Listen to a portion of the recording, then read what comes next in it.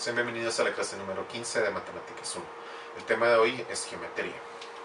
Cuando hablamos de geometría, hablamos de lo que son espacios geométricos, ángulos o segmentos de rectas, o incluso puntos. Por lo tanto, miremos algunas definiciones básicas de geometría. Cuando estamos hablando de lo que es geometría, tenemos la idea de puntos, rectas y planos. Lo más importante dentro de la geometría serían lo que serían los segmentos, semirrectas y vectores. Acuérdense que un vector es algo que va a tener magnitud y dirección. También vamos a hablar de lo que son planos. En el plano vamos a tener lo que es el ángulo, el triángulo, el cuadrángulo y el polinomio. Y por último, también debemos de tener claro lo que son rayos y medias líneas. Acuérdense que un rayo es algo que atraviesa el círculo desde su mitad completamente, no solo al centro. Un ángulo, acuérdense que es la intersección entre dos rectas que va a formar un ángulo entre ellas dos. Y el grado es la medida que se utiliza para poder medir un ángulo. Miremos unos ejemplos. Por ejemplo, yo voy a tener lo que es un ángulo recto. Un ángulo recto se va a definir por que está a 90 grados respecto al horizonte. Normalmente se utilizan dos notaciones: una raya recta o lo que es un cuadrado adentro de este ángulo, para denotar que es un ángulo recto.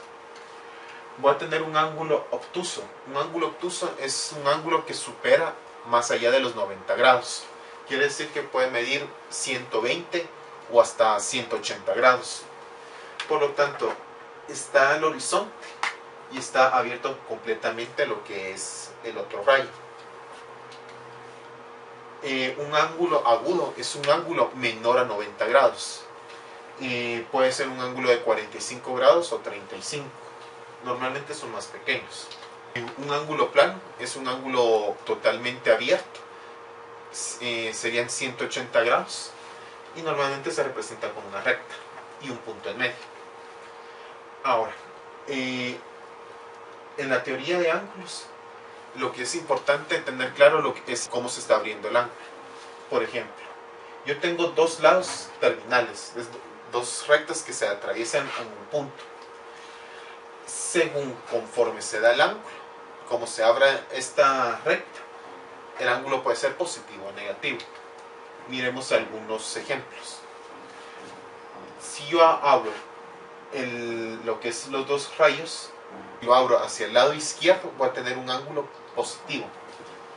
Puedo abrirlo pasar sobre el mismo ángulo más de una vez. Dense cuenta que aquí solo paso medio círculo, pero en este ejemplo doy una vuelta completa, si se puede hacer eso.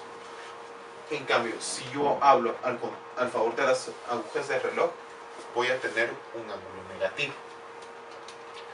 Por lo tanto, miremos estos ejemplos. Si yo hablo el rayo y doy una vuelta completa de 360 grados, sigue siendo un ángulo positivo. Si yo lo hablo hacia la mitad, voy a tener un ángulo de 90 grados, sigue siendo positivo. En cambio, para que yo tenga un ángulo de 540 grados, debo de dar una vuelta completa y después la mitad de otro círculo, dándome un ángulo positivo también. Pero en cambio, si yo abro el ángulo hacia abajo, para formar lo que es menos 135 grados, el ángulo se vuelve negativo. Y si lo abro a lo que es a los 45 grados del otro plano, sigue siendo un ángulo positivo, aunque esté en una parte de los negativos del plano cartesiano. ¿Por qué? Porque se está abriendo al contrario de las agujas del reloj. Por lo tanto, miremos lo que serían sistemas de unidades para medir ángulos.